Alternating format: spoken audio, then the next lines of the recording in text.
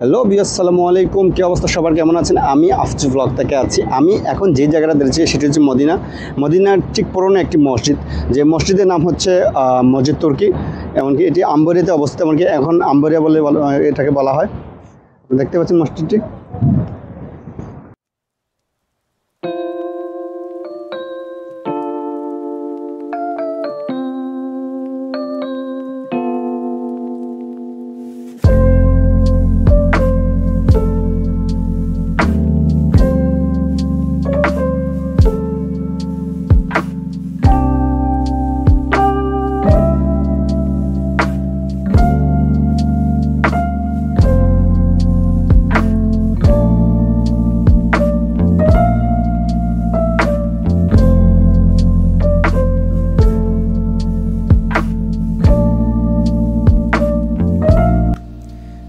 আমি এই মসজিদটি সম্বন্ধে আপনাদের জানিয়ে রাখি, এটি আসলে নির্মাণ করা হয় 1908 সালে।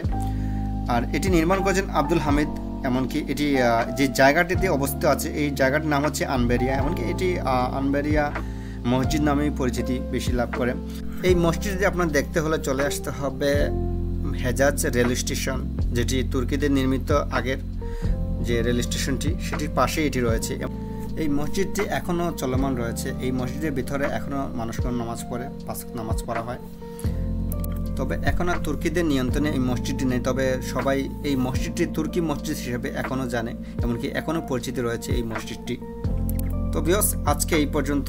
ভালো থাকবেন সবাই, আর শেয়ার করে দিবেন ভিডিওটি সবার জন্য, যাতে সবাই দেখার সুযোগ পায়। ধন্যবাদ।